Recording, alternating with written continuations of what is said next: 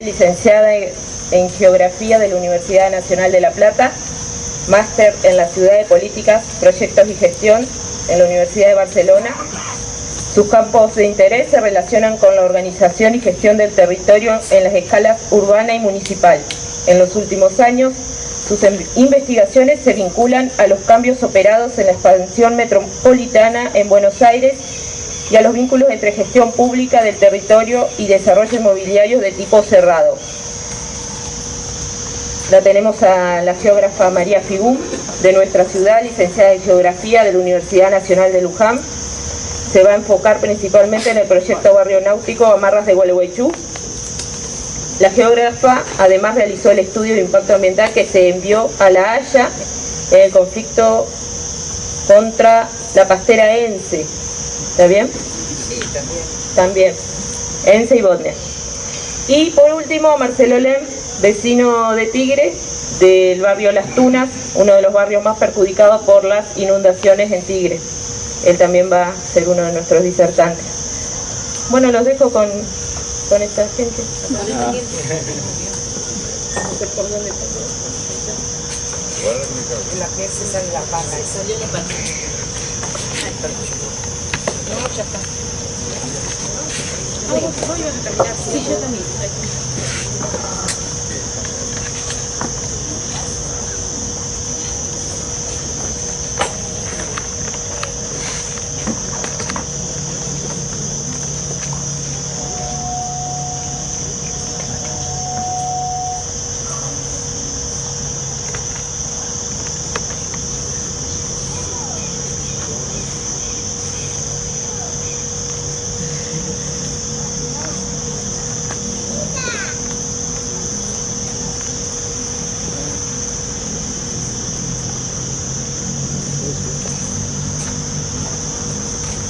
Buenas noches, gracias por venir. En principio, muchas gracias a Natacha, a Liliana, a los que han estado participando en la organización de esta reunión. Gracias por invitarme, por creer que puedo ser útil en ayudar a reflexionar sobre un tema como el de Amarras de Gualeguaychú. Bueno, mi intervención va a tratar de contar mi experiencia en la investigación durante 6 años en 2 proyectos de investigación sobre lo que han sido los efectos del urbanismo privado, tal como se denomina este tipo de emprendimientos, en la cuenca baja del río Luján. Ustedes saben que fines de octubre, principios de noviembre, la cuenca del río Luján estuvo asolada por un proceso de un evento de inundación extraordinario que tuvo bajo aguas a la ciudad de Luján durante 6 días. Estuvo sitiada por agua un tercio de la ciudad durante 6 días. Y en buena medida la explicación de un fenómeno que es natural, porque el río Luján desde tiempos inmemoriales, digamos, de la historia de la Argentina, se ha inundado. Digamos, es un proceso propio de cualquier recurso hídrico, el inundarse, el desbordarse frente a una creciente extraordinaria. Lo que no es habitual es que eso se intensifique a partir de actividades realizadas por el hombre, digamos, ¿no? Y precisamente sobre eso es que vengo hablando en este último mes, precisamente desde ese evento, tratando de compartir con la gente un poco los resultados de un libro que anda dando vueltas por ahí, que escribimos en el año 2012, en el que alertábamos sobre estos problemas relacionados con el avance de la actividad humana y fundamentalmente la actividad residencial sobre lugares que no tienen las condiciones naturales para recibir la urbanización. La pregunta inicial o la afirmación inicial, y podría ser la afirmación de cierre también, es ¿por qué habiendo tanto suelo para producir ciudad uno tiene que ir a ocupar un lugar que no está preparado para recibirlo? ¿No? Esa es la pregunta. Me gustaría empezar de esa manera. Bueno, yo me traje una pequeña presentación, más que nada para compartir algunas fotos, algunas imágenes, algunos mapas, que, como le decía a Natacha, las imágenes siempre son mucho más expresivas que las palabras, ¿no? Si yo les muestro algunas situaciones con imágenes, ustedes las van a entender mucho más rápidamente que si se las describo. ¿Me alejo un poquito? Bueno. Si no, hablo, ¿me escuchan si hablo sin micrófono? Bueno, esa imagen inicial es una imagen que se va a repetir y que ustedes reconocerán parte de la silueta de Amarras, reconoce ese formato. Y después les voy a explicar por qué. No es caprichoso, hay una relación. Pero corresponde a uno de los 16 barrios de una de las urbanizaciones cerradas más grandes de la Argentina, la más grande diría hasta ahora, que es Nordelta, muy conocida por todos. Yo creo que desde La Quiaca hasta Ushuaia han escuchado hablar de Nordelta, lugar de residencia de mucha gente muy importante, pero que bueno, ha sido como el modelo urbanizador que sentó las bases de algo que después se empezó a multiplicar como un virus. Ahora lo vamos a ver, lo vamos a describir un poco. Bueno, yo empecé con dos tapas de dos libros que escribí recientemente. Uno es un capítulo de un libro que se publicó en España y otro que se publicó en Colombia. No es mostrarles los libros que escribí, es solamente para que vean cuáles son los títulos de los trabajos que escribí. El primero se llama Paisajes que ya no serán. El segundo se llama El mercado manda. Tienen un subtítulo cada uno, no importa, lo importante es el título. Y yo pensaba, ¿por qué los dos trabajos que escribí más recientemente, digamos, tienen esta condición, ¿no? Porque precisamente en uno reflexiono sobre paisajes que son de una determinada manera hoy y que uno ya no los va a volver a ver nunca más como eran. Son paisajes que pierden las características naturales que han tenido durante toda su existencia y pasan a tener otras características totalmente distintas, como las que veíamos en la foto de Nordelta, donde el humedal que le precedía desaparece por completo. El segundo título, El mercado manda, tiene que ver con que en realidad el argumento que yo estoy tratando de plantear en los últimos años insiste en que en realidad no es el Estado el que planifica, sino es el mercado el que planifica. Y el Estado lo que hace es avalar, acompañar las decisiones que desde el sector desarrollador inmobiliario se van tomando. Es decir, el Estado ha perdido un protagonismo. Siempre se ha hablado que en los 90 el Estado, teníamos un Estado ausente, que nunca fue tal, porque en realidad si el Estado dio lugar a que el mercado tomara su lugar, no hay un Estado ausente, hay una decisión por detrás.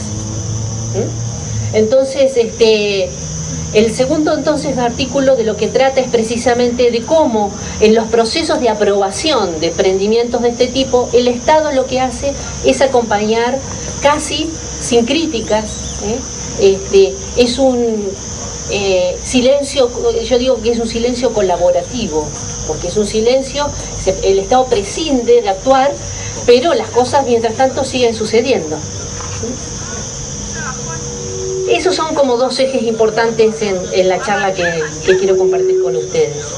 Bueno, y ahora dirán por qué el mapa de América Latina. En realidad, lo que quiero decir es que en los últimos 20 años, desde la instalación del modelo económico, aperturista, neoliberal, lo que ha sucedido es, digamos, un importante desarrollo de la economía, de las economías nacionales de los países que integran América del Sur, basada en los productos primarios, ¿sí? Es decir, los productos mineros, los productos del agro, los productos forestales, los productos cárnicos.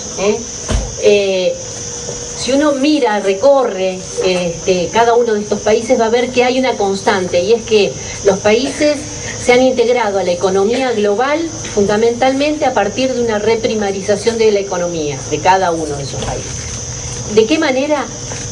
Aceptando las corrientes de inversión que vienen desde el extranjero para desarrollar la explotación de esos recursos. Ahora lo voy a traducir. ¿En qué se verifica esto que yo digo en nuestro país en particular? En los procesos de agronegocio, fundamentalmente, el avance de la soja, la soja que hoy lo coloniza todo al punto que las economías regionales están siendo desplazadas por el avance del cultivo de la soja. Pasa esto con el cultivo del algodón en Chaco, pasa esto con el cultivo de la caña de azúcar en Tucumán. Digamos, hay un proceso de lo que se llama la pampeanización de esas economías. Por un lado. Por otro lado, todas las experiencias de megaminería, que ustedes escucharán que la gente protesta todo el tiempo en cada una de las provincias donde estos fenómenos se dan. Siempre de la mano de fuertes corrientes de inversión de capitales extranjeros. Hay una autora, una socióloga argentina que se llama Maristela Svampa, que a esto lo llama el consenso de los commodities. Los commodities son aquellos productos que se comercian, digamos, internacionalmente, que tienen un circuito casi en todos los países del mundo. Le hace el petróleo, los cereales, las carnes, ¿no? Bueno, hemos pasado del consenso de Washington de los 90 al consenso de los commodities, dice Maristela Svampa. Y ustedes dirán, ¿qué tiene que ver esto con los barrios? Que en realidad este avance, digamos, de fenómenos que están transformando territorios de toda la geografía del país en pos de un modelo de tipo extractivista, como se lo denomina, no solamente está estrictamente relacionado con las actividades primarias, sino también últimamente con las actividades ligadas a la ciudad y fundamentalmente las actividades de tipo de desarrollos inmobiliarios. Hoy los desarrollos inmobiliarios no les tiembla el pulso al momento de tener que ocupar ecosistemas valiosos como lo son los humedales. Digamos, antes existían ciertos pruritos de que no, que estas áreas son sensibles, hay que protegerlas, hay que cuidarlas. Hoy, de la mano de la técnica por un lado y de los recursos financieros por otro, no hay territorios que estén vedados al mercado desarrollador inmobiliario. Por lo tanto, este mapa que muestra es el mapa del extractivismo en América Latina, uno lo podría incluir también en las grandes ciudades. Es decir, el fenómeno que yo quiero comentarles en la cuenca baja del río Luján es la forma más acabada de cómo el extractivismo llega a la ciudad y coloniza determinados recursos estratégicos o bienes comunes como los humedales en pos de sus apetencias, digamos, económicas y financieras. Bueno. Perdón.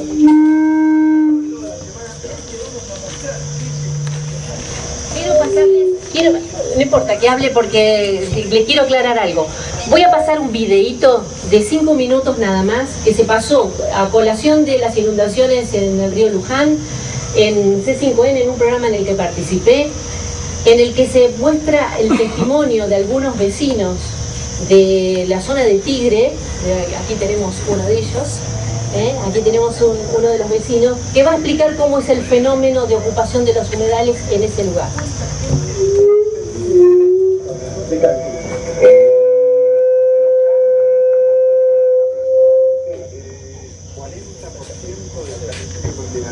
Del Tigre, y se estima que viven no más de 20.000 personas. Es decir, porcentualmente, en relación a la cantidad de gente que vos tenés que ver que en el resto, el 40% del territorio está ocupado por 20.000 personas. En el resto vivimos casi 400.000. Lo que vemos acá es un terraplén que se está construyendo seguramente para el nuevo barrio, y ahí vemos la altura de la que se construye. Evidentemente, para construir un barrio privado, vos en principio lo primero que tenés que hacer es construir el suelo. Significa levantarlo sobre cosas de inundación histórica. Cuando vos en el medio de la pendiente que hace al escurrimiento natural empezar a poner obstáculos, sean autopistas, terraplenes para trenes, o construcciones por arriba de lo que se llama la cota de la marea histórica. La cota de la marea histórica es 450. Por arriba de ello, empezás a tener un desmadre hidrogeológico, es decir, cambian los cursos de agua, aquellos lugares que no se inundaban se inundan más. Si vos tapaste el lugar donde el agua naturalmente drena cuando hay demasiado agua, Lógico. lo que provocás es esto, ¿no? No, es una cuestión física, absolutamente entendible. Lo entiende cualquiera que Pero venga. perdóname, ¿y eso se permitió? ¿De quién es la responsabilidad de que se haya permitido ese tipo de construcción? Ahí vienen las responsabilidades por las cuales ahora se están tirando con munición pesada, porque uno lo acusa al otro, y en realidad ambos son responsables. Uno, porque lo habilitó desde el punto de vista municipal, aunque esto es anterior a más aviaciones, quiero aclararlo. Este plan, te dije antes, viene de los 90, es decir, acá el intendente Ubieto, que es el papá del modelo, que permitió eso, sin lo que ya había por ley, la ley 11723 de la provincia de Buenos Aires, ley de medio ambiente, que dice, pero en forma muy explícita, que había que hacer estudios de impacto ambiental. ¿Se hicieron mal? No se hicieron. No se hicieron. No se hicieron. No. Lo que queda claro acá es cómo se ve la frontera que establece el perímetro de alambre y el terraplén del barrio con el bañado. Es decir, de un lado está la tierra elevada, en donde se construyen las casas de los cantres, del otro el bañado, a donde el agua termina llegando. Acá se ve claramente de qué forma impacta en la costa. Sí, claro. Imagínense que eso ahora, cuando el río crece, ya no aloja agua. Por lo tanto, está desplazando el equivalente a la superficie de ese barrio. El agua no solamente tiene un alojamiento, sino que al tener que subir por los ríos semejante masa de agua, lo que hace es aumentar la velocidad de los ríos. Ahí tenemos la altura de la costa donde están esos chicos, esa es la altura de la costa natural. Y esta es la altura de la costa con el emprendimiento. Ahí se ve claramente.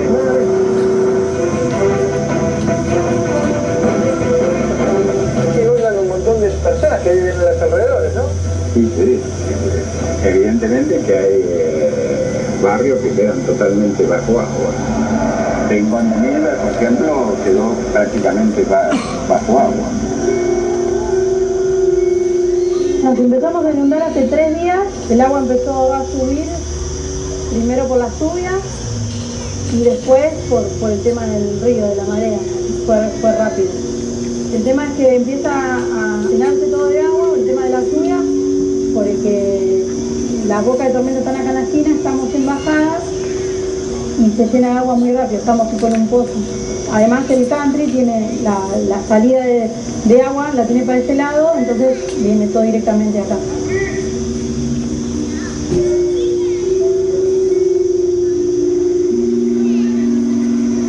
Desde que está el country nos inundamos más.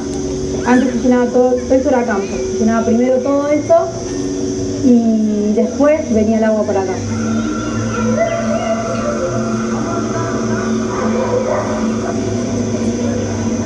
El municipio no dice nada, solamente pasó una vez. Nosotros nos sentimos re mal porque como que no te dan bola, no existís. Existe Tigre Centro y algunos lugares más y nada más.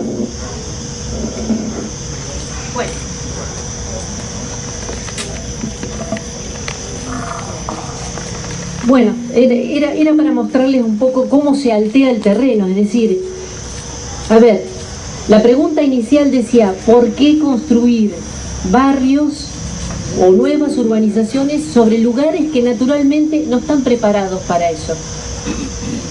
Los isleños lo saben bien y desde años construyen viviendas palafíticas, es decir, sobre pilotes, de manera de que el agua cuando sube frente a una creciente no los afecta, digamos, reconocen que las crecientes son parte del ciclo del río, digamos, ¿no? En cambio aquí, para que no se inunde, lo que hacen es sobrelevar los terrenos entre 3, 4, 5 metros por sobre la altura natural de los mismos, de manera de que el agua no ingrese a los barrios. Pero, como contrapartida, esa sobrelevación de ese terreno, de ese humedal, funciona como si fuera un dique para con las urbanizaciones vecinas, es decir, con la ciudad tradicional, la ciudad abierta. Es decir, endican el agua, la contienen, y el agua tarda mucho más tiempo en drenar de lo que necesitaría. Bueno, nada, yo quería mostrar unas palabritas aquí. Hablo del nivel del régimen político institucional, el modelo de gestión. Yo decía que en esto, si bien cargo las tintas, o que se cargan las tintas sobre las grandes empresas desarrolladoras, que son las que precisamente hacen las ganancias, obtienen ganancias extraordinarias a partir de todas estas transformaciones, lo que hay es una acción fuertemente colaborativa de los gobiernos locales, que con su silencio, digamos, acompañan estos cambios. Cuando después, fíjense lo que pasó, acá voy a hacer una acotación política, cuando sobrevinieron las inundaciones, Scioli le tiró la pelota a los intendentes y los intendentes al gobernador, ¿no? Es decir, ninguno tenía la culpa de nada.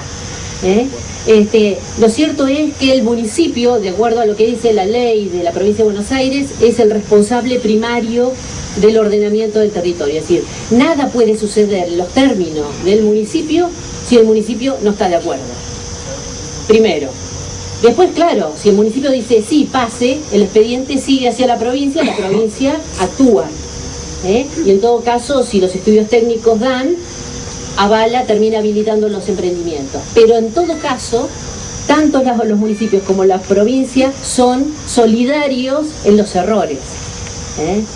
Bien. Por eso yo digo que hay una cierta suerte de porosidad administrativa, ¿no? Porosidad como una manera elegante de decirlo, ¿no? Porosidad administrativa. Es decir, hay inobservancia de las normas, hay flexibilización de las normas, hay desregulación de los procedimientos de aprobación, hay, podríamos decir, anomia, falta de normas. Bueno, voy a decir cuáles son las características de este tipo de urbanizaciones. En primer lugar, son urbanizaciones de perímetro cerrado en las que los cuerpos de agua naturales o artificiales son el eje, digamos, de la oferta paisajística de estos emprendimientos. Es decir, ¿qué los diferencia de un barrio cerrado común? Primero, que los barrios cerrados no necesariamente todos están en humedales, es decir, pueden estar en áreas altas. Sobre eso no tengo nada para decir.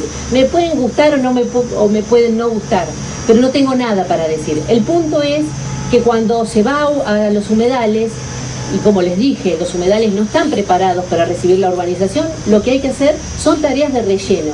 ¿Cómo se hacen las tareas de relleno? Bueno, se utilizan dragas como las que se usan para profundizar los canales de navegación, se mete una draga adentro del humedal.